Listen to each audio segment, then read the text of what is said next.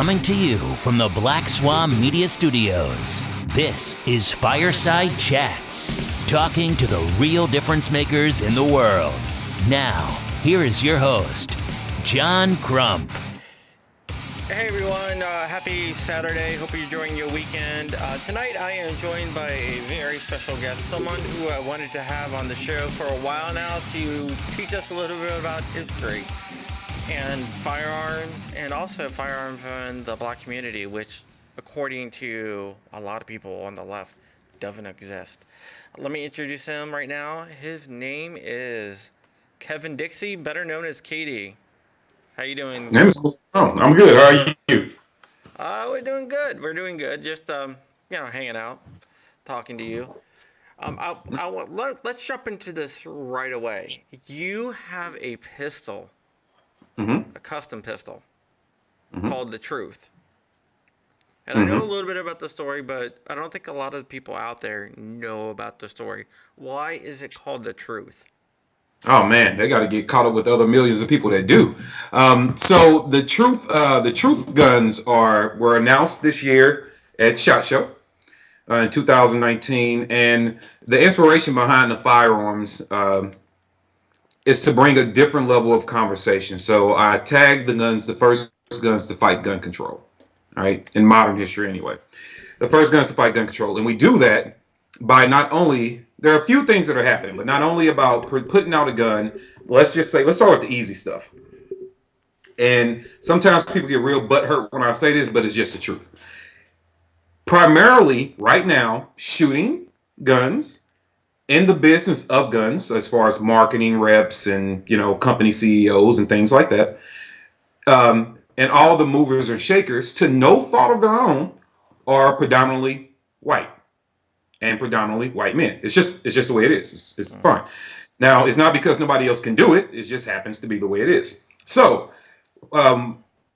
one thing that I wanted to add to, I'm not the first, and I hope I will not be the last, but one thing I wanted to add to is the fact that we can not only educate everyone that this business can be for you, but we can also innovate and motivate people in a different way when you bring your own culture and your own style to it. All it does is make all of us better. That's all it does. So I wanted to show people a few things. One, there can be a minority male that comes up and brings out something different and unique that presents a different message to the entire conversation. And I did that by introducing the truth. So I got with Larry with J&L Machining, Wayne Hammer with MLS Customs, and my good friend Peter over at Carolina Custom Foam, now Burr Island Customs. And we all sat down and we got this gun cranked out. And it is showing people that, yes, not only should you be shooting guns, and not just because guns are cool, they are, but because of everything that they represent. And I think that's where the stories gets lost. But look, you can design guns. You can be into the business of guns. You can be involved in everything that's going on where you just don't have to be a consumer. So kind of pushing that envelope and trying to be an example of that. And what I wanted to do is put out a gun that when you opened the case, represented a story that's untold, represented people that don't get a fair shake in the story of gun rights, never have, because they were never meant for people that look like me or indigenous people or even women for that fact, but to be able to put the story out in a different way. So thus was born the Truth and the first guns to fight gun control. How they do that, I think, is unique. It's never been done before. I don't care how many gun cases you open. It's never been done before, and it was something that needed to be done. And so we do that by educating people about a couple of reasons why gun control is bad and what is allowed to happen throughout the course of history. And we're telling that from a perspective of true events. This is not anything that's made up. These are documented events that anybody can research, but a lot of people tend not to. So thus the idea was born, and I started putting the stories out. All right, yeah. The case is one of the things that I really want to discuss. Because inside the case, you have a picture of what's known as Black Wall Street. Yes. And a lot of people out there, and Black Wall Street is a huge part of American history, but it's one part that a lot of people don't know about. go ahead and fill us in a little bit about Black Wall Street. I know about it, but a lot of people I've talked to have never heard of it. Yeah, and you know what? To no fault of their own, because it was intentionally they attempted to wipe it away from history. It's known as America's black eye, and they wanted to wipe it away. So it's not that people aren't smart. It's not that they don't pay attention to history. This was literally hidden from them on purpose. So Black Wall Street, Tulsa, Oklahoma, 1921. Black Wall Street, for lack of better, and we can get into a lot of reasons, a lot of different ways of explaining this, but for lack of better, you can imagine that in 1921, 1910, and leading up to 1921, there was a lot of segregation, right? It's the way the country was at the time. So instead of complaining, there were a lot of communities around the country, but when we hyper focus on Tulsa, Tulsa, Oklahoma, Black Wall Street, also known as Little Africa, was its own self-sustaining community. So instead of complaining about people not giving them a fair shake and people not allowing them to eat in their restaurants and not allowing them to do business or go to their schools, they did what you would tell anybody to do. If somebody's not welcoming you into theirs, build your own. And that's what they did. They built their own community. It was thriving. It was successful. It had its problems like every other community, but it was self-sustaining. It was good. I mean, from hospitals to schools, tradesmen, doctors, they had everything. The economy was solid, so much so. One of the reasons it got is named Black Wall Street is because the economy was strong. So the record goes that for every $10 spent, only $1 escaped, and it took about 6 months for that to happen. Great self-sustaining community. Well, everything was going great. Everything was going dandy in Black Wall Street until a young black man who was a shoe shiner went into an elevator with an elevator operator. At the time, it was a young Caucasian girl.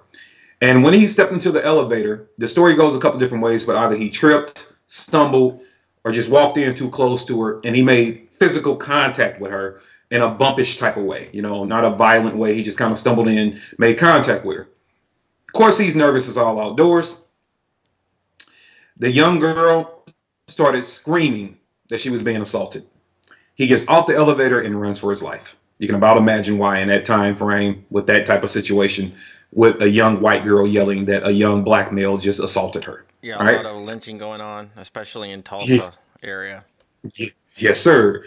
So he ran for his dear life. He was eventually caught. He was taken down to the local jail. Rumors started to circulate the town that they weren't going to give him a fair trial. Instead, the town people were going to lynch him and hang him by the neck.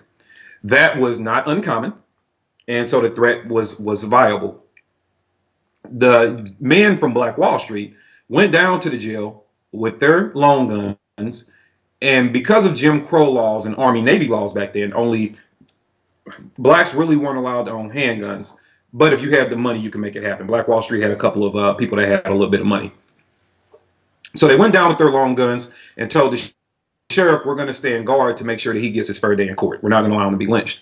The sheriff says, hey, just go home. We got it, et cetera, et cetera. Well, they go outside and they stand guard anyway. A group of black men from the Tulsa, a group of white men from the Tulsa area, walk down the street, and I'm going to use some vulgar language here. You all right? Yeah, go right ahead, man. All right, he walked down, the group of white men walked down the street, approached the group of black men standing guard, and started to exchange words with them, right? And the words goes a different way. But they started to exchange words with them. At one point, the white guy looks at the black guy. Now, mind you, they're carrying rifles, but he looks right at him and says, hey, nigger, what are you doing with that gun? He was talking about the handgun. And he went to try to take it from him because, see, then blacks weren't allowed to own handguns. So he tried to take it from him. A struggle ensued. The gun went off. Nobody really knows who, if anybody got shot from that first shot or not. The two groups started exchanging fire at that point. And then they both ran their separate ways. The townspeople of Tulsa, a mob, along with assistance from the police and even the state police, there's pictures of their planes dropping kerosene and propane bombs on this town, went through, approached Black Wall Street, and slaughtered and erased the entire community in less than 24 hours. Yeah, that is horrible. Yeah. They went through and eradicated them in 24 hours. Now, when I say eradicated, the stories that come from that event are horrible. Now, we just had the last surviving person of Tulsa die 2 years ago. That's how recent it was, right? And man, they did. I mean, they beat women, beat children. They set people ablaze. They shot up homes. They did everything. The community couldn't fight back. They had, and this is why I go to tell people that inadequate arms. So when people are trying to convince you, oh, you don't need this, you shouldn't have that. Inadequate arms is the same as being disarmed. It's the illusion of freedom. It's not freedom. It's the illusion of it. And that's what happened then. Those men were not only outnumbered, they were outgunned. They didn't have the same guns the town folks had, and they were outgunned. So the numbers are skewed. There's still a mass grave that they're still hunting for in Tulsa right now. They know it exists. They're just they can't find it. But hundreds and hundreds of people killed in less than 24 hours. There was even a story that's been confirmed several times, and I forget the gentleman's name, of a war veteran. It was a black guy who stood outside of his home, and he's still in his full military garb. And he says, you know what? There's no way this mob is going to kill me. I served my country. There's no way this mob is going to kill me. So he stood outside, full military guard, stood at attention, just knowing they wouldn't harm him.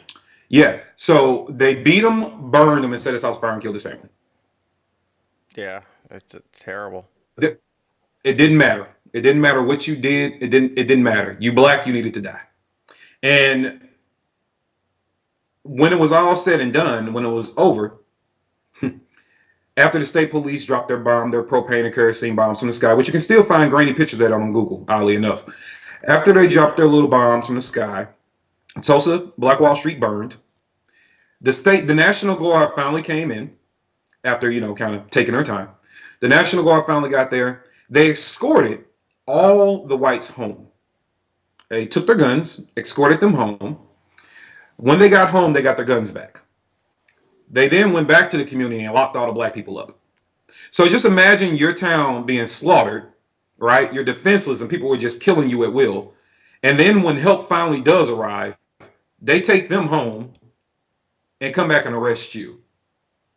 And they put all the survivors in internment camps. The only way you can be released from an internment camp is if a white person gave you a label, they literally tagged you and had you as a laborer. That's the only way you can leave the internment camp. Other families fled, they ran, they got away, they settled in different communities. When all the smoke cleared, pun intended, they attempted to rebuild Tulsa. They couldn't though, because then when they killed them by force, then they kept them away with legislation. So yeah, you can rebuild, but now the fire codes are a bit ridiculous. The taxes are crazy. So we're going to make it to where you can't afford to. There's no way you can afford to. So that's why Tulsa never recovered. And that's why Black Wall Street never reestablished. They attempted to, but it was never successful because of all the different things that were standing in our way. So they used the power of government to prevent the people from rebuilding. Yeah, absolutely. Yeah. Absolutely. One thing that Black Wall Street has taught me, along with other events such as the Battle of Athens, Georgia, that happened right after World War II, is that tyranny can exist in this country, and it has, maybe not on a national scale, but on a smaller scale. So when people say, oh, you want your firearms to fight tyranny, that's ridiculous, there's going to be no tyranny. It's kind of, you can point to events like this and say, well, there has been in the past. Yeah, it absolutely has. And, that gets into events like Tulsa, and I do real, and if anybody wants to know and I don't know if you're going to put the links in there, but if you YouTube Kevin Dixie, the Truth Guns, you'll hear me. I'm anything but, I don't lack energy. So I got out there and I really pumped it out and really talked passionately about it, about what happened. But I try to explain to people that when we look at tyranny and we look at cruel things that government has done to people or groups of people have done to other people, we need to realize, as anybody that loves their freedom, that absorb it, that holds it near and dear to their heart, we need to realize that everybody does not love it for the same reasons you do. Our end goals are the same, but we all don't get into it the same. And stuff like Tulsa, and I tell people all the time, I am a civil rights advocate. That's what I am. And gun rights are civil rights, and I believe that. Guns also protect everything we're trying to do. It wasn't always about the metal object, or the polymer. It wasn't always about that. It was about what it represented. But when I became educated and really, really started educating myself a couple of decades ago about history, and I decided to be more involved, and I was already doing my community outreach and all that stuff. In 1776, I'm very familiar with it. It didn't move me though. 1776 didn't move me. It didn't hit me in the heart to say, wow. But you know why? Because of all the research I did in history. People don't want to admit it. They think that you're talking bad about America, and I'm not. It's just a fact. It's like saying the sky is blue. It's blue. It doesn't matter how you feel about it. It's the fact. Well, in 1776, I wasn't even considered a human being. So that doesn't move me. It doesn't say to me, yeah, 1776. Even when you look at the counter-revolutionary war back then, the quiet war that was going on, besides the big one, you look at the fact that slaves, even at that time, and people that look like me in my lineage, were trying to arm us. Britain was attempting to send guns over here, okay, to get the slaves to help them with an uprising against their slave masters, because Britain obviously had a reason to want to see America fail. So they were trying to do whatever they could do to arm people. That way, the uprisings that were already running crazy in the Caribbean. The Caribbean was running crazy with uprisings. So when we have all that going on, I don't look at that time in history and say, wow, that was for me. In 1776, America was fighting for its freedom from Britain. In 1921, I was still fighting for my freedom from America. And that's just a fact. It's just the facts. So it didn't move me, but it shouldn't matter. What should matter is that me and guys like you sit here now and we're on the same page. Whereas I don't care how you got in the book. I give a damn that you're in the book right now, right? So when we look at moments throughout history, we have to be open, and that's where I hold gun owners accountable. You have to be open and get off of your normal, oh, this is the way it is, and none of this ever happens. No, miss me with that, because you know that the anti-gunners say the same thing about you when you say, oh, no such thing as tyranny. That's not going to happen. They sit back and dismiss everything you say. Oh, you're crazy. You're a lunatic. None of that makes sense. It's not going to happen. Let me be very open and very honest. Gun owners do the same thing to people when they bring their own stories to it. We have to stop with that. Somebody comes to you and says, hey, look at this piece of history. Instead of being like, well, I don't know. We have to confirm that. If you can look at it and you can validate that, then you should be accepting of somebody's story. Everybody's not going to scream Monolith 1776. They're not. Right? Especially when you're telling people to go out and do their history and do research. They might find different things that spark them to say, it might be something from 1990 that tells them they need to hold on to their gun rights. I don't care. Whatever got you here, I'm glad you're here. So when we started talking and educating people about history, I enjoy conversations where people are open. And I learn a lot from people too. People will say, hey, did you ever hear about this? Sometimes I haven't. I'll go research it. I'll let them tell me things. It's like, wow, that's good to know. But we need to be in the habit of properly educating people and accepting them for the reasons they're in the gun industry or in the gun community or in the gun culture, whatever you want to call it, because we've had the habit of dismissing them. Even the truth firearms, and I know we're going to talk more about those in a second, but even the truth firearms, man, were, vastly received with love and joy. So I'm talking about the minority of people here. I'm definitely not talking about the majority.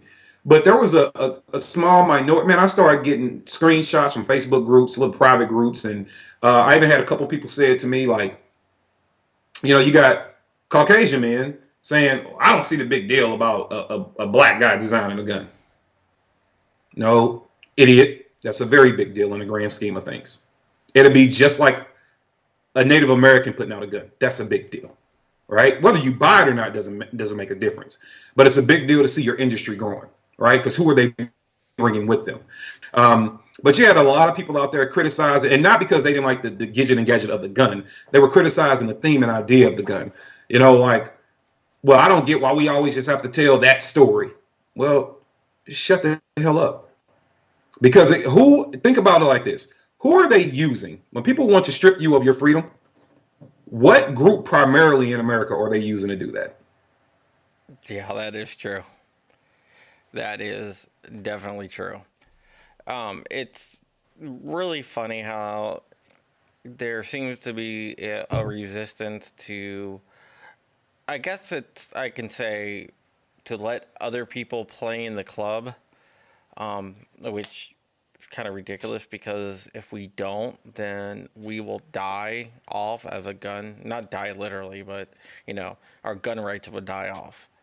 And so that's why we need to be inclusive, more inclusive than we have been.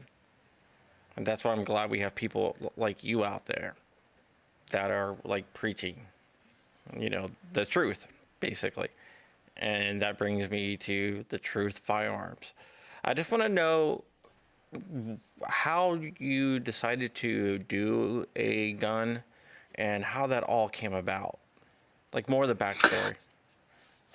All right, so I am a huge fan of HK products. Okay, I know the joke is the haters. I get it, but I am a huge fan. The first sub gun I ever fell in love with was the MP5. Like when I shot that thing, I had a chance to shoot one of those things. I was like, oh my god! So I've loved HK products ever since then. So the handgun that I came to fall in love with, that I adored, that I've been shooting for many years, is the HKV9. And I think we lost Kevin there. See if we can get him back here. I'll switch networks as well.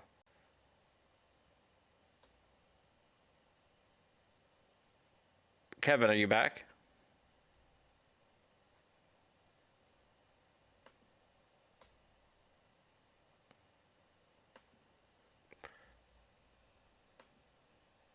Alrighty. We lost Kevin. Let me get him back here.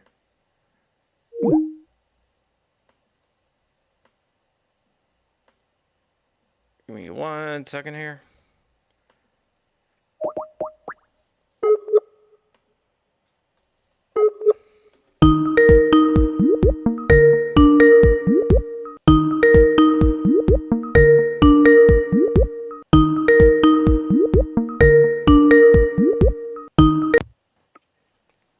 Kevin, are you back? Man, I don't see that's they don't the want government. you talking about the truth. The government don't want me talking about the truth.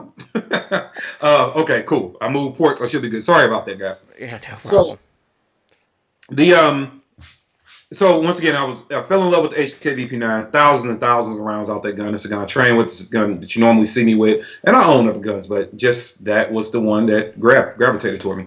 So I was sitting back and I was like, you know what? There are some things I want to change about it. The gun itself. Like some things I want to change about it to make it better. And so for over a couple of years, I sat back. I was like, oh, I want to do this and I want to do that. And I talked to engineer buddies of mine and went back and forth with them. And I was like, oh, I want to do this and I want to do that, or I like to do this and do that. And I just really started tweaking the gun. And I reached out to my buddy Wayne Hammer at MLS, and I was going to do just a gun for me. Like I just want, hey man, do this gun for me. Because I definitely can design. I can tell you why things can't do what they do or why they should do what they do. You do not want me drawing a circle. Okay. I'm not an artist at all. So I have to have guys that are good at that. So I called Wayne up and he's like, yeah, man, I can do it. I was like, all right, I'll let you know when I'm ready. So the true story about what happened is I knew it was coming out. I had known in advance, but then the war dropped this Advocate, right? Which is also on but that gun was already in the works. And it came out. And I'm like, well, not that I was going to design my gun to sell. I was just going to make a one-off. I was like, I kind of like his. Let me just sit and look. I might just buy one of those. That's what I was thinking. I might just buy one of those. And his gun came out, started doing well. And I'm sitting there. And then out of nowhere, my buddy Ken Scott dropped his Perfectors Group Elite. I'm like, well, the hell? All right, so I put up a funny meme, and I'm just giving you the honest story about why I decided to get this thing going. And so I put up a funny meme. It was the classic meme of Pablo Escobar sitting on a swing by himself, looking sad. And I just put on Instagram. I was like, when all your friends have their own signature gun and you don't, And so Wayne inboxed me and basically said, "Get off your ass, make it happen." It's like, all right, challenge accepted. But then I sat back and I was like, I'm not just, I can't. It doesn't fit who I am. I just can't put out a gun. Um, the product of the gun itself, I love it, but just putting out a gun didn't move me. It didn't inspire me. It didn't get me going. And I just meditated on it. I was like, well, I had this idea a little while ago to have a custom case designed for me to represent civil rights and what I like talking about and what I'm passionate about and what moves me. Not that I don't love guns, but civil rights is what brought me to guns, if that makes sense. And so it's like, man, I will have to do something unique. And then it just hit me. It was like, just God's voice was like, tell the truth. It's like, So I called up Wayne. He was like, hey, call my buddy Peter over at Carolina Custom. And I did. And I talked to Peter and we sat on the phone for hours, man. And we came up with those cases. He was like, all right, he's the artist. And he's like, you got to give me the vision. And I kept telling him. And we finally came up with those cases. And Wayne and Larry with J&L Machining, I talked to them about what I want the gun to look like. Larry took it, steamrolled it, already had kind of a platform going. He was like, oh, yeah, we can do this, just quick mods. And I think we got you. Wayne is just phenomenal. And, he can do grip work like nobody else. And I just told him, hey, man, I know what you do. Just make it like this. Free reign, brother. Take it over. And he knocked the frame out. So we got together. We tweaked things. We changed things. And bow. The gun itself was born. The cases came out. And as soon as I seen the case, because I kind of kept those guys in the dark about the case. And I kept Peter in dark about the gun. And we all got together. We tweaked stuff. And the next thing you know, comes out this case and came out this beautiful gun. And it's like, okay, this seriously is the truth. Because it tells the story of why the gun that's encased is important. It tells the story, and just one of them, because I can make thousands of stories. All right, you don't run out of stories. But it's telling things that weren't known in history. So it's a way when you open the case, you can educate. So when you open the case of the gun, take the Black Wall Street one, for example. You see the gun, you see Black Wall Street, you see Tulsa, Oklahoma, 1921. But when you pick the gun up out of the phone, it gives you my opinion about it. And it gives you a quote from me. When you pick that first layer of foam up, down to where your magazines, and each gun also comes with an M4 TFX light.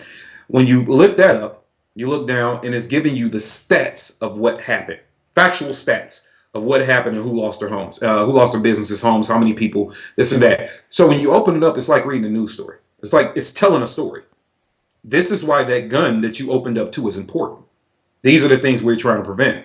And from there, I was like, all right, got to keep telling the story. Then I went to the Underground Railroad. And a lot of people were like, now when you say Underground Railroad, more people are like, oh, okay, yeah, I know what that is. All right. Do you really? Even on a surface area, Underground Railroad, you say that, people know who Harriet Tubman is. I would say probably 80% of Americans have heard that name in one shape, form, or fashion. Yeah. So you kind of know who Harriet Tubman is, and we get to telling the story, and people are like, oh man, this is all right, cool, I get that, yay, Underground Railroad. Okay, but we know that story. I thought you were going to educate us on something else. Well, what people don't know about the Underground Railroad is that it was not started by Harriet Tubman. Nope. The Underground Railroad was started by a guy named Moses Dixon, who came to St. Louis, Missouri, where I live, came to St. Louis, Missouri, and got eventually with 11 other men, and they formed the Knights of Liberty. The Knights of Liberty went from 12 to 47,000 plus, mainly comprised of minority men. Those men trained and armed themselves illegally, to fight the South to forcefully free the slaves. They got all the resources from the people that helped form the Underground Railroad, which were white people, which were Native Americans, everybody chipped in on it. They formed that Underground Railroad as a resource line, yes, but it was for the soldiers as they went and fought this war. Civil War started to loom and started to come to fruition. So, well, hell, if the North and South are going to fight each other, why would I go rage war on them? We'll just let them fight it out and see what happens. So they pulled back a little bit. They then repurposed their resource line as a way to sneak slaves out. In order to do that, though, they needed people that were brave, feisty, were willing to die, and were smart enough to do it. So they hired conductors for the Underground Railroad, hence Harriet Tubman, Yeah. right, as a conductor. She also carried a gun. Oh, did she carry a gun? Yeah, Right? that And gets so, lost in history somehow. oh man. So Harriet and many like her were trained, right? And were ready to fight along with these other 47,000 men. What goes remiss about that story is, and Harriet is great, she's a great figure. So I actually put her in the case. Put a quote by her rather. What goes remiss about that story is the armed 47,000 men, which a lot of those guns, once again, came from Britain. But those men, the reason why there is a reverse Underground Railroad in American history, which the Underground Railroad, for anybody that doesn't know, is when they allowed slaves to settle and they kidnapped them back. Well, the reason they had to resort to kidnapping people from the North is because they ran into the slave catchers, or ran into opposition of 47,000 armed trained men that fought back. Harriet's job, well, she would fight you, make no doubt about it. But her job was to be sneaky, to get people out, right? But if you were chasing them, then you had to deal with the militia, right? You had to deal with the militia of men that were ready to fight you. And that's what they had to deal with. So the reverse Underground Railroad. They might ban us. Yeah, oh yeah, right? The militia.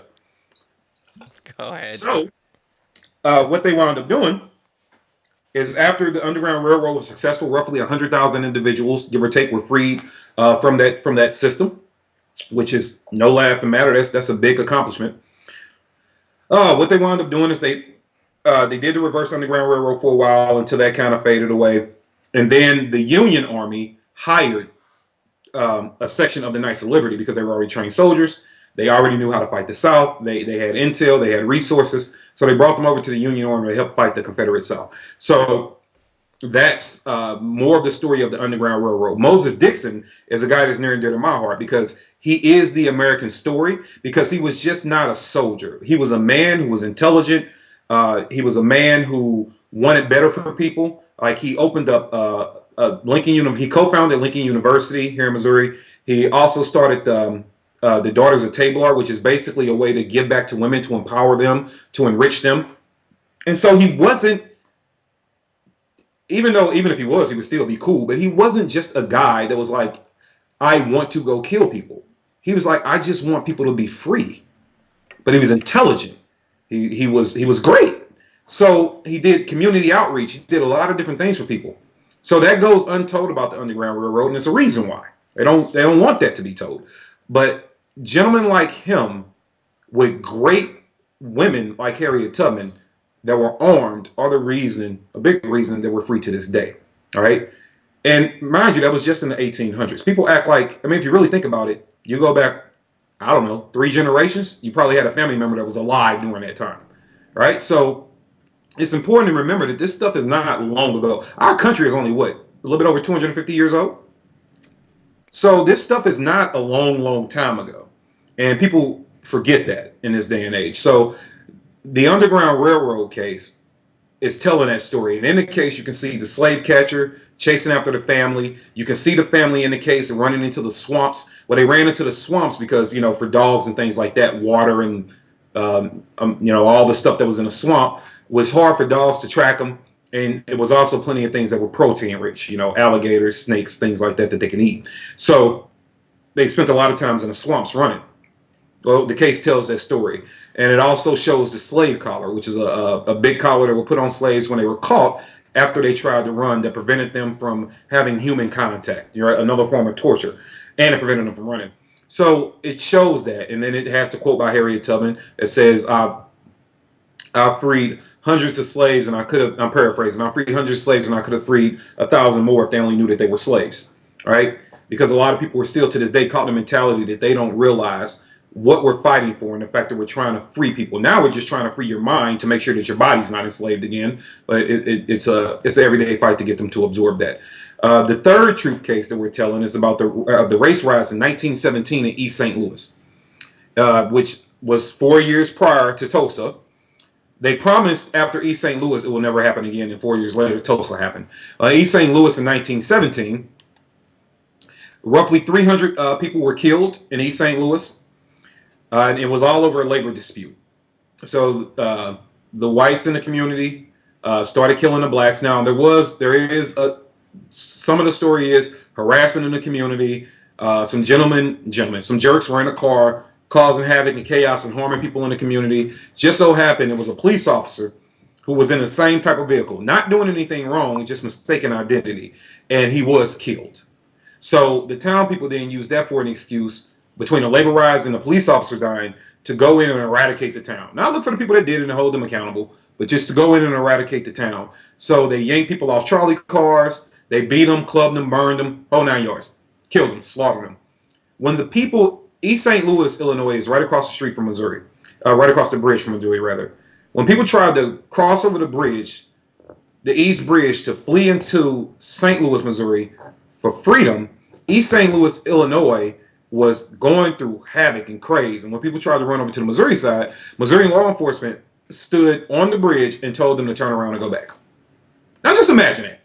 You're running from chaos and slaughter, and there's somebody standing on a bridge telling you, nah, go back over there. All right? And it wasn't until this little group that you've heard of once or twice called the Militia decided to show up and say enough was enough, and they personally escorted those people to safety on foot.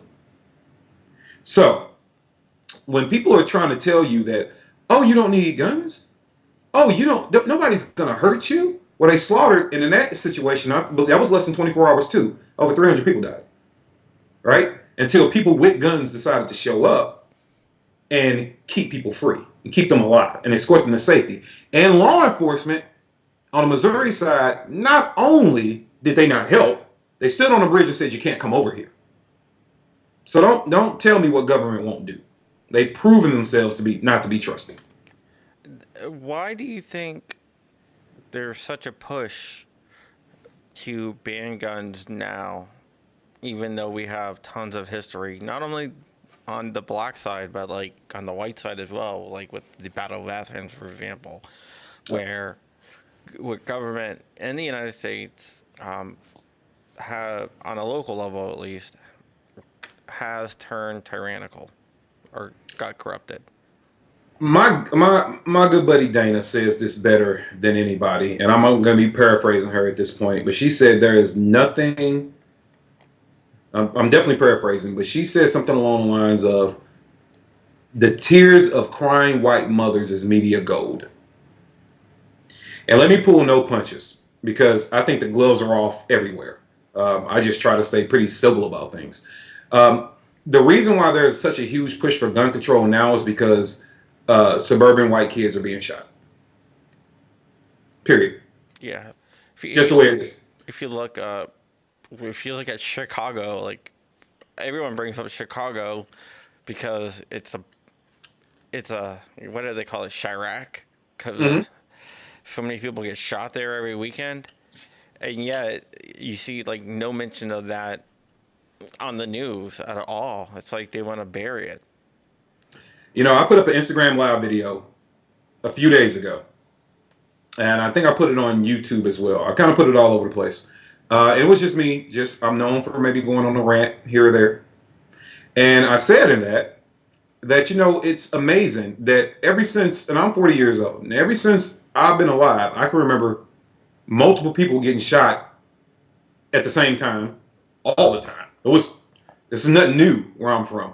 And that story is not unique just to one city in America. That story is not unique to poor communities of all color everywhere. It's like not a unique thing. But when it happens to the right zip code and the right class of people, then all of a sudden it becomes a national tragedy.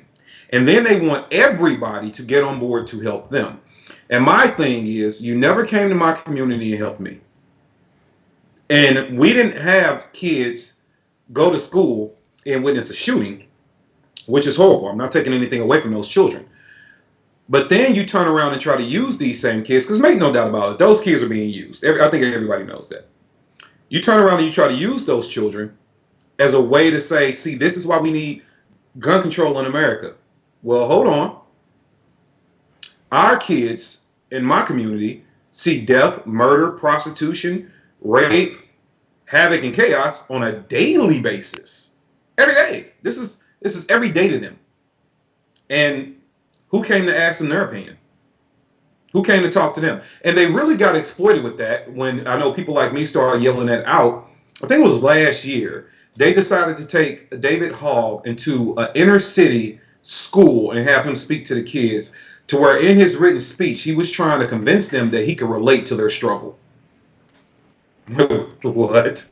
Yeah. What the? What?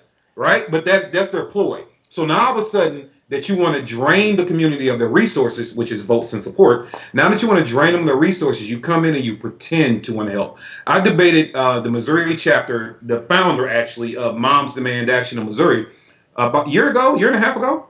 Debated this lady for 3 hours. I was replaced as her, her opposition, I guess you could say. I was replaced as her opposition 24 hours before the debate. So she comes up with this big binder of crap. I don't know what's in this binder. She comes up with this big binder of stuff, but when I sit down, I'm not the person she expected to debate. The guy that she expected to debate, it's a great dude, love him, but he is middle class, middle-aged white dude. So she had all the, oh yeah, I'm going to say this, I'm going to say that, I'm going to say this. And then I show up. I'm like, hi, let's talk.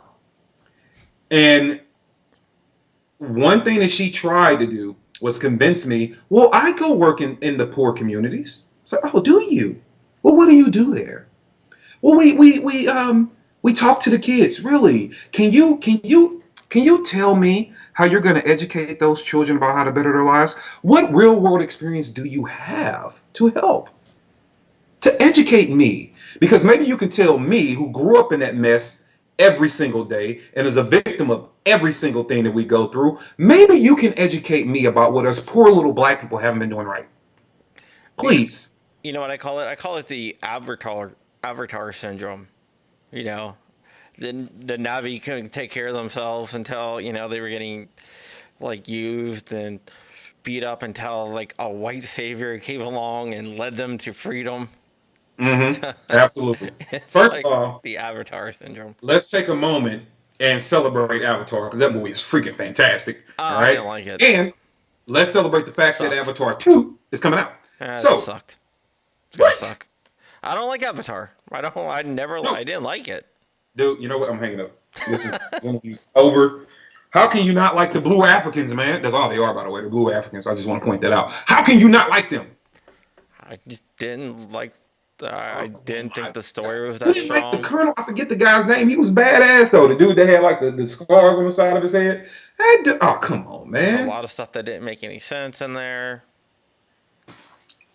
John, I thought you were cool. Thought you were one of the cool kids, man. I just didn't disappoint me, John.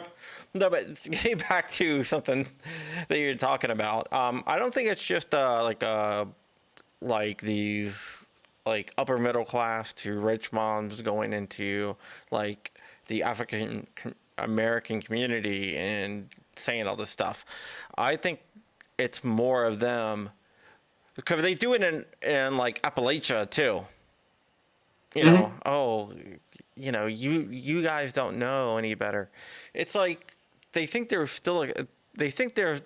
a caste system and they're in a higher caste or whatnot than people who don't have any money. And it's funny when I've had the conversation of talking to some boys from the hills of West Virginia and stuff like that. I am a person that loves talking to people.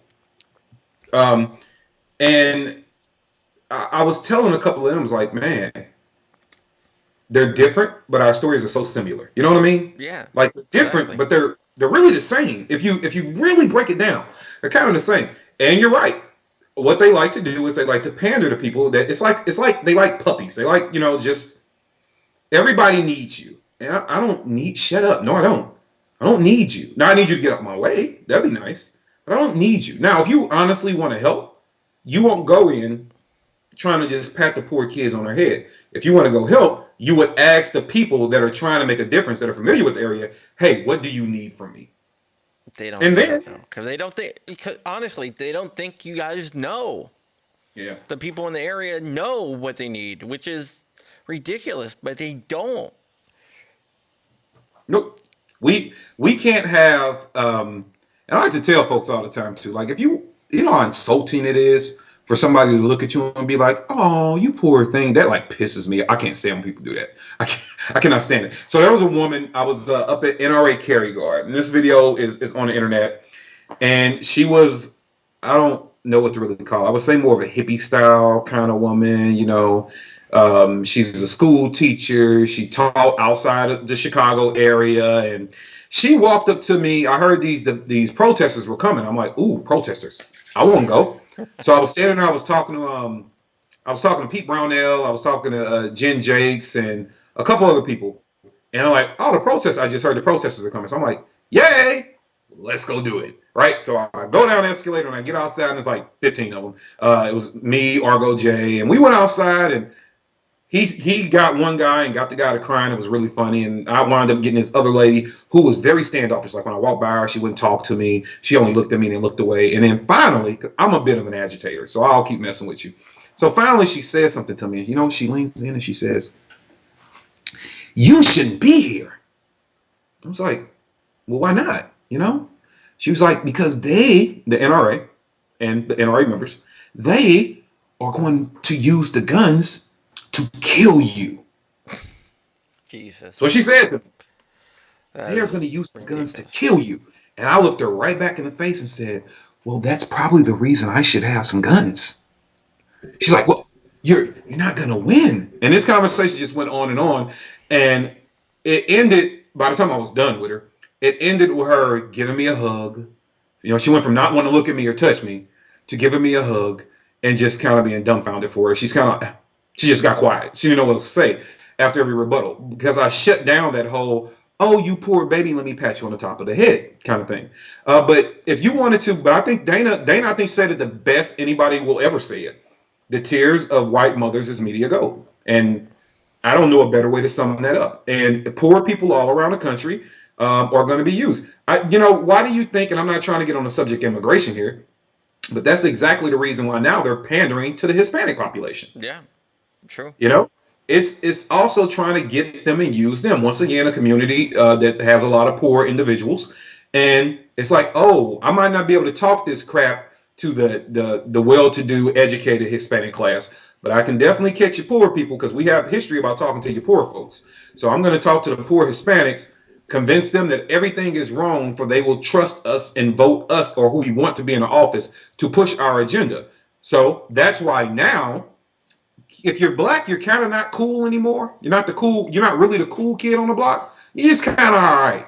Yeah, if you're Hispanic right now, oh, you are hot shit. Because I want to get you on my side. Because they assume that they have your vote. Just like what LBJ said, Lyndon B. Johnson. Mm-hmm. I'm sure you probably are familiar with what he said. Yeah, and LBJ's a great guy. But is he lying though? No. Yeah, and that's what we have to get to. Like, it's not like he was lying. I mean, he was an interesting individual, but that's the truth. And the crazy part about that is when you look at how they're using that particular class of people right now, when you really look at it. For those people that don't know, he said, I'll have those N-words voting Democrat for the next 100 years. Oh, yeah. And when he said that, and I remember reading in the history, and when he said it, it's like, all right, I wish I was back there to break your nose. Like, is that always that part of me? And then it's the same time, it's like, because the machine is so well oiled, and because they did play the long game, I tell people all the time, it amazes me that we're locked in to any philosophy. Because I'm gonna tell you right now, man, and I'll say it, I'm not a fan of the left or the right. You don't need to come to my platform and hear me talking about politics. I talk about policy. Now, if you're on the right side of the policy, you're just on the right side of the policy. If it works out that way, but I presented this at a Trump rally in my local community about a year ago, not quite.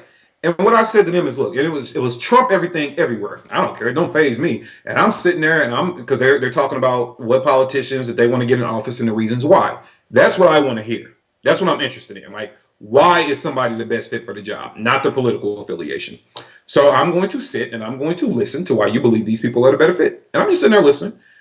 And then it gets to the part where I'm going to get up and talk to the crowd, and I do. And I say, hey, can I ask you guys a question? And I'm like, sure. I was like, if you believe, I'm not even going to challenge you right now. If you believe your candidates and your policies are the best, why are you only talking about them in these grand suburbs where the average home is $300,000?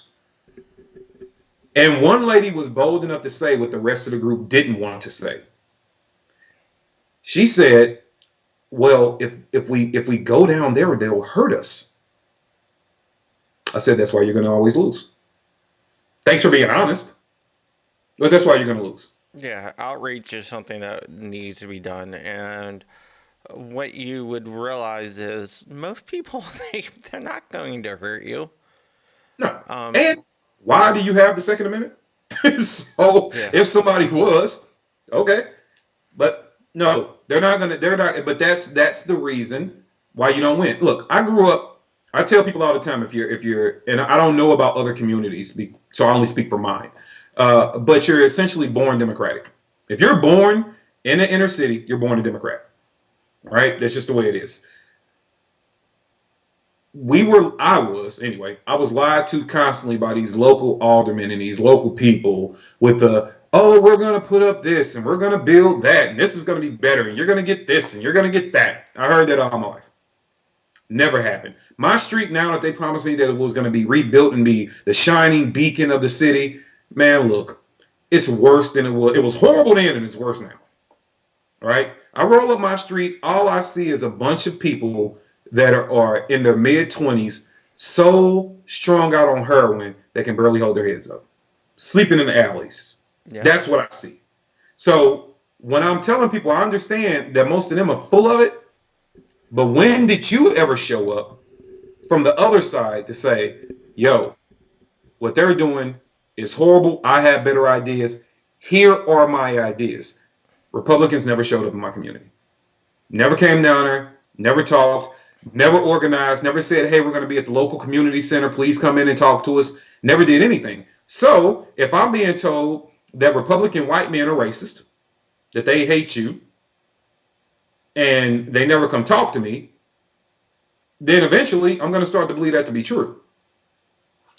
I understand that the people over here wearing this color are full of it and keep lying to me. So I get that you suck, but at least you're here.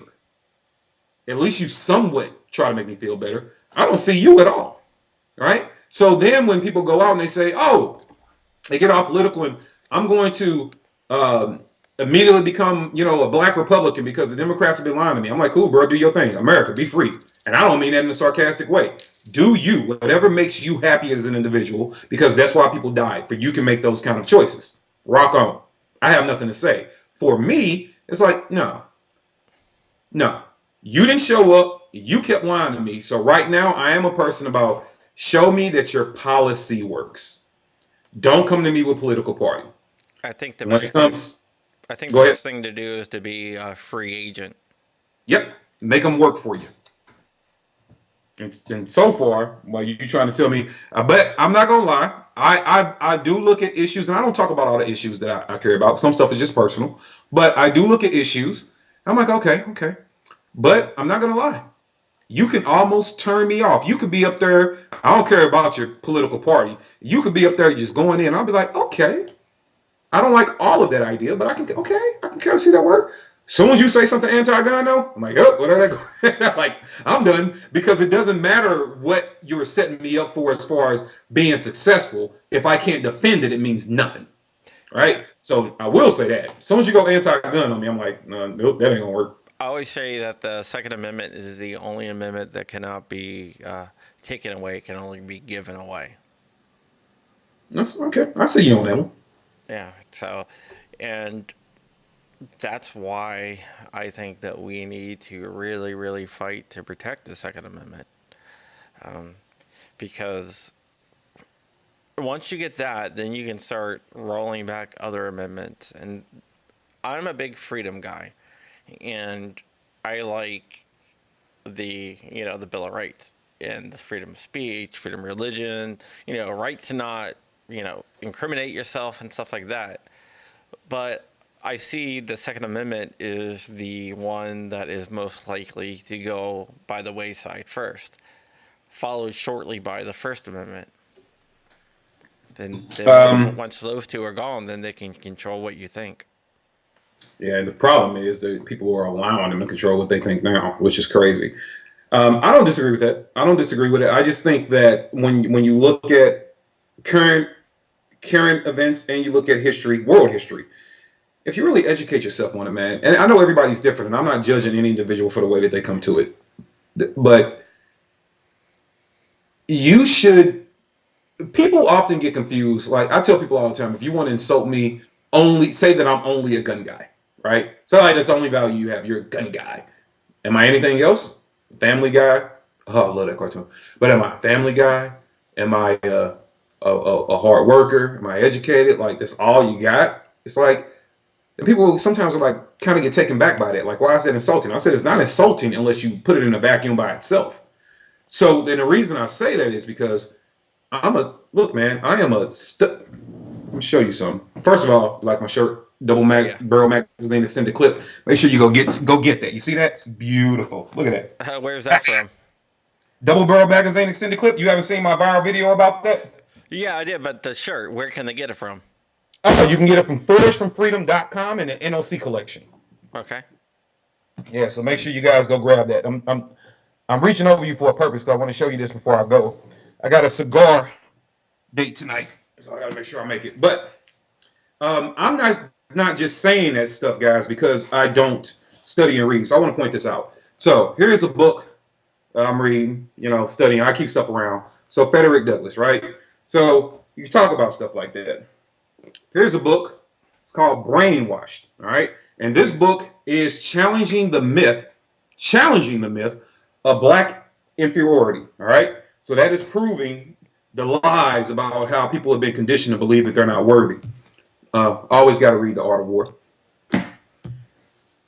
My Bondage, My Freedom. Another great book. Then people are like, oh, well, you read all these books about blacks. That's great. Well, whatever. It is, but I'm not a closed-minded person. Okay? See that? Indigenous people. All right? This is something that I love reading because I like knowing about everything and indigenous people history of the United States from their perspective. I want to know what they went through and how they felt. So yeah, I read books. I read it at the library, but I constantly want to know what they went through and how they feel. And then My grandma was Cherokee. huh? My grandma was Cherokee. Was she? Also, I'm pretty sure Yeah. you've heard some interesting stories. Yeah. Yeah. If you want to, and then when you want to challenge me on certain things, I tell people, well, that's fine, but make sure that you are doing your research and you're doing some studying. So when you're not at the range, try doing a little reading. Another great book to read, The Federalist. If you're not familiar with the Federalist Papers, I don't hold any ill will against you, but you might want to go read it. It's hard just to kind of keep up with it, but it's a good read. Yeah. And there's anti-federalist papers too that everyone should read as well. Yeah, definitely. And you know what? That's a good point. Read opposition to stuff, because the truth is somewhere in the middle. But it's all good stuff to read. Now, this one is one that I'm really getting into. This is the 25th Amendment. All right. And this basically is talking about how the president is not as powerful as you think he is. Any president, not just the current one, but the office of the president. And it says the problem of presidential inability, thanks to the 25th Amendment. So just my point is, not even if you don't read these books, all right? These are just books that I'm recommending right now. These are the books that are on my read list through the fall, and in winter I'll have a new read list. But that being said, guys, make sure you're going out, you're picking up books, and we're using Google for more than just looking up the picture of the new gun SIG just put out, which the 365, 320, the 365 XL and a 320 Legion with the tungsten. Just don't get me started. It's beautiful. I'm not a sick man. You said you're not? No. You don't like crap that I like tonight. Now, I only own a couple of SIGs. Yeah, I'm a huge HK fan. That's like my bedside gun is an HK. That's why I didn't hang up on you. Okay. We agree on do that. We agree on that. All right. It's not Yeah. Avatar and SIGs. I have SIGs. I'm just not a big fan. Not a big fan of them. So I would say, it's cool looking up the latest AR parts. Look, man, I enjoy all that. I like you're talking about guns, but I need you guys to help out with the expansion of information and knowledge, because not saying that I want to see it stop, because I like absorbing the content like everybody else. But look at the way that they're attacking gun content now, right? If the content's purely gun, it's getting flagged or taking it down or deleting entire accounts or making you fight for a week or two to get the account back up. They're shadow banning the crap out of us. Nicole Noor just put up a screenshot of him being shadow banned the other day, and this guy's got hundreds and hundreds of thousands of followers. Hell, he just went over 1 million on YouTube, and they're shadow banning him. So you can imagine what they're doing to people with not such a large following. So let's make sure we're spreading and sharing not only the cool videos of gun pics and stuff like that. Look, man, that stuff is awesome. But let's also make sure we're sharing the videos about knowledge and information, even if you don't think it's important, somebody else might. That's why I had to restart my Second Amendment channel, because my first one was gone for being harmful content. See? Now, what's the reason? Not saying I have been shadow banned. That's funny. But what, about a month and a half ago, I took Firearms out of all my titles. Every last single one of them. And I don't put out gun content only. So I'm not a gun content only based platform. Yeah. A lot of history, a lot of information, a lot of interaction, a lot of talking. And you clearly can see that I'm pro-gun. Like, there's never a question. But you have to be smart, because they're coming after us from every angle. Yeah.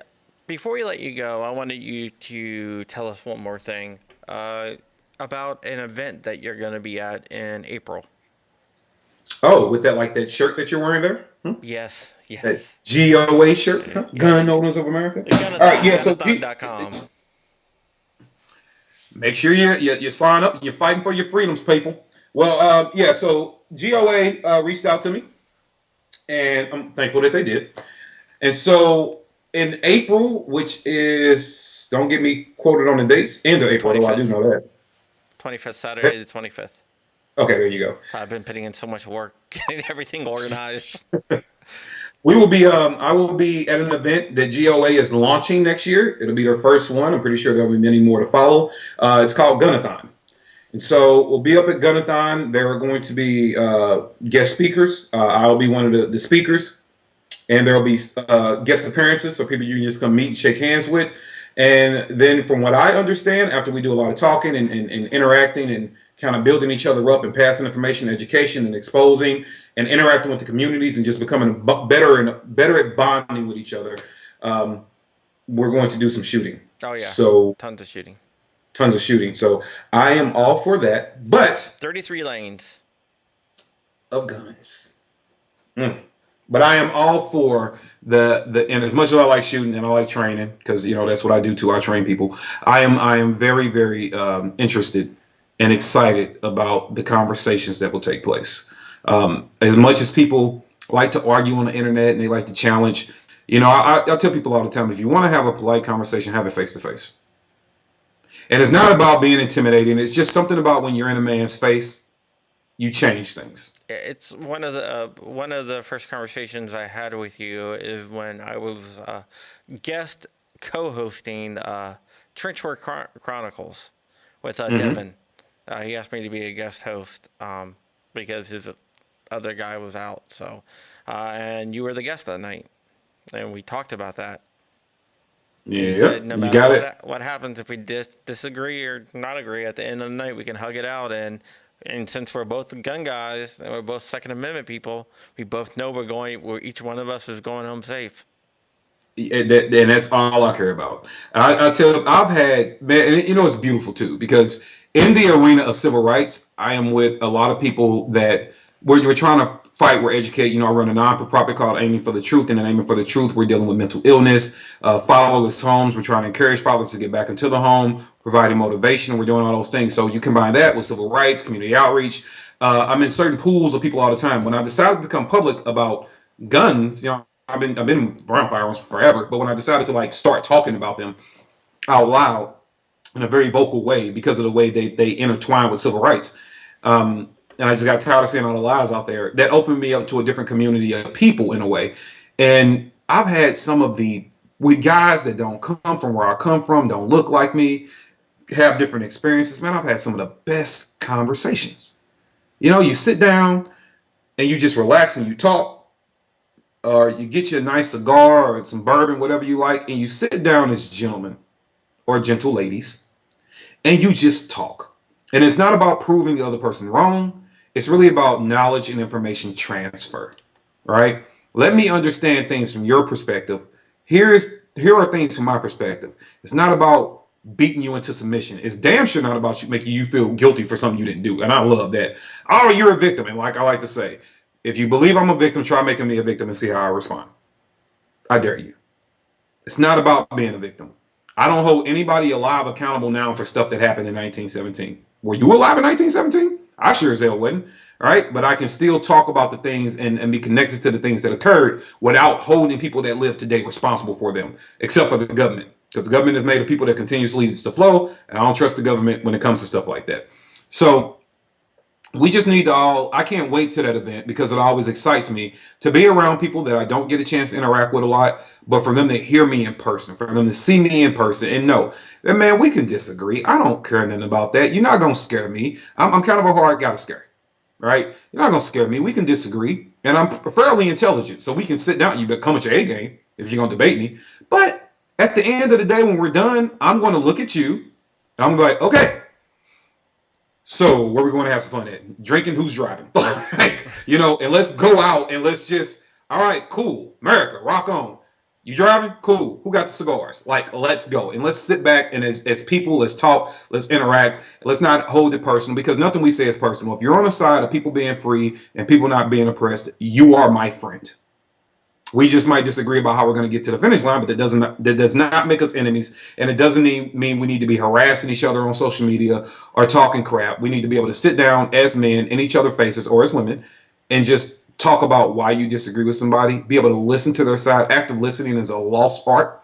Really be able to listen to their side of things and how they feel about it. And if nothing else, respect it. Like, you know what? I still don't quite understand you, but I respect the fact that you are passionate about what you're saying. How can you not, right? Because think about how people think about most of us when we talk about two-way stuff. They just look at you like you're crazy because they're not listening to you, right? So pay people the honor of listening to them and hearing them out. I don't know. I can't wait. I'm excited for Gunathon. Can't wait to get up there. It'll be the first time I've done anything with GOA. So, it'll be cool. I'm looking forward to it. The interactions, the camaraderies. And after we get done with all that stuff, I want to shoot some guns. I'll bring the truth up. Damn it. Somebody's got to give me a lane to bring the truth. I'm bring the truth up there and let people shoot it. Since I'm in charge of the whole entire thing, I can arrange that. My man. See, it's nice having powerful friends. This is what I'm talking about. I don't know how powerful I am. But all right, Kevin, anything you want to plug or anything, or tell people how to find you before you get off?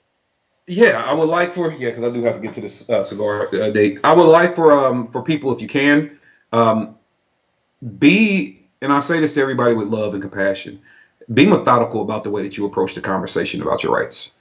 Sometimes you'll have to take a deep breath and you'll really have to get into the nuances of a situation to defeat the people that are trying to yank your rights from you, because we know once they get one, it's only going to lead to a cascade of the rest of them falling. So be wise, be methodical, and be calculated about the way you respond to people and what you're saying and how you're saying it, because this is a game of intellect and wit at this point. It is not simply a game of force. Now, we don't even want to start hypothetically talking about that, especially the way that they're tossing our red flags now. So just understand that it's a game that's changing and we need to be smart. We're already right. We just need to be smart about it. If you are looking, or if you're able to help out with some of the things that I do, if you haven't heard for Aiming for the Truth, I encourage you to just YouTube it or Google it, Aiming for the Truth. It'll come up. There are a couple of nice videos out about it.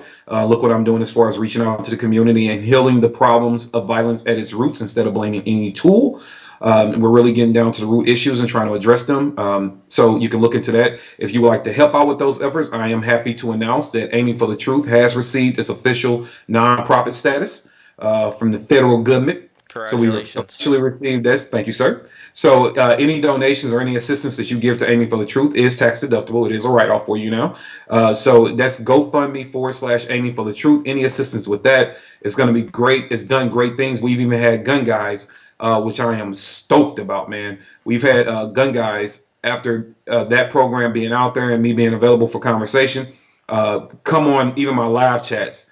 Well-known gun people saying that, yes, they've been dealing with some mental struggles, and we were able to allow them a platform to talk about it and get this stuff off their chest. So it's helping every community, right? I suffer from generalized anxiety disorder and panic attack disorder, extreme, and I'm very open about that. So I'm glad that you're doing stuff like that. And I thank you for being open and honest about it. Yeah. And that's what's important. Just simple stuff like that could change somebody else in that moment for them to be open about it. And then we start the path of healing people. So thank you for that. And with Aiming for the Truth, we're going to start taking a lot of donations that people give, and we're going to start assisting people with their co-pays. So when they go in and talk to a therapist. So we're really trying to make a difference. And that will include, after we get the mind right, how do we encourage fathers to get back into the household so we don't have so many fatherless children out there. And we can get kind of those situations under control and all the chaos that brings, education, a lot of different things we do in Aiming for the Truth. I really encourage everybody to look it up. And please, if you can help, and plus, like I say, it's tax deductible for you. So there's a benefit for you in that. You can always hop over to noc-ware.myshopify.com. That's noc-ware.myshopify.com. And you can pick up, you can go to forceforfreedom.com. That site will link you to Force for Freedom. But we have the NOC hats. The NOC hat, what's interesting about it, I don't know if you even ever paid attention, John, but the middle of the hat is actually a head stamp. Yeah.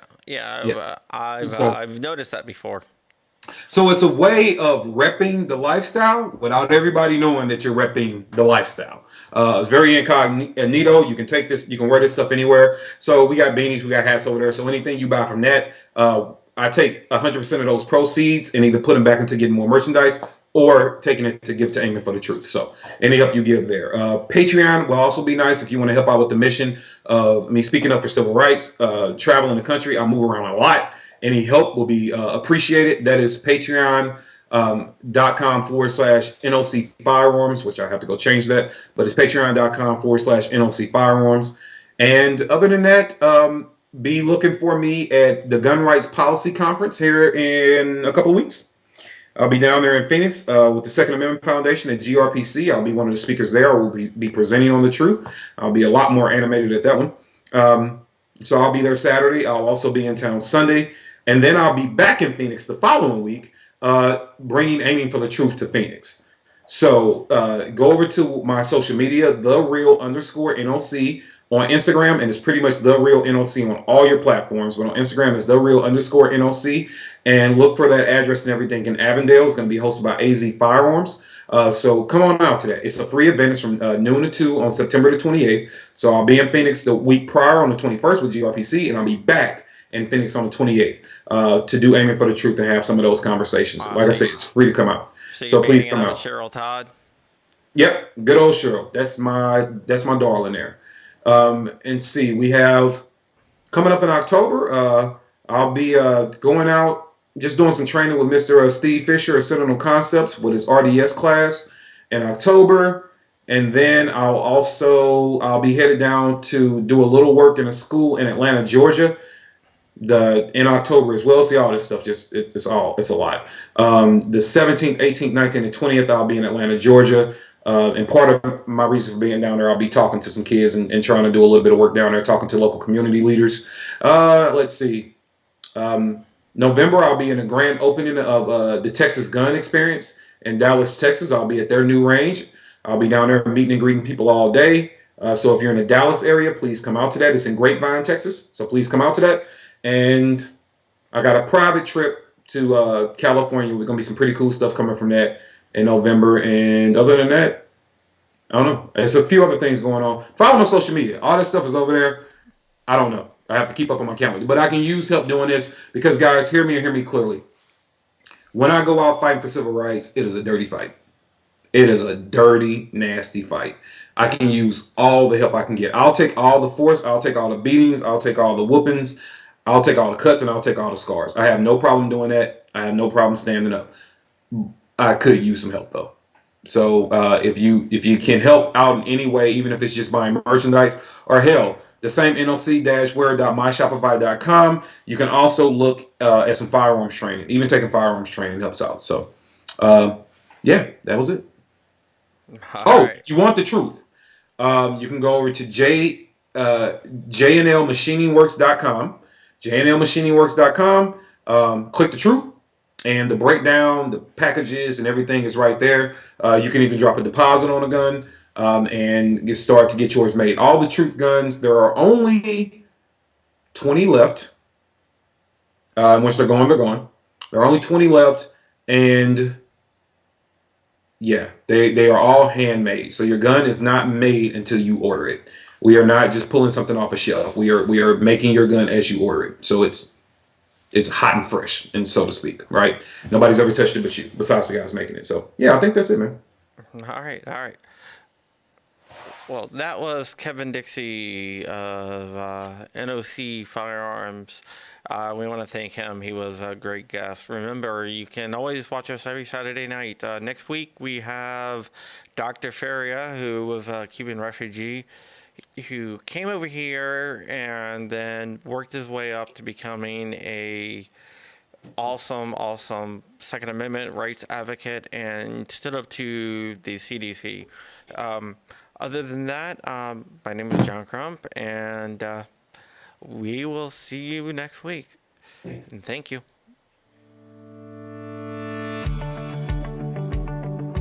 This was Fireside Chats on Black Swan Media. Look for new episodes every Wednesday for real conversations with people making an impact on the world. Please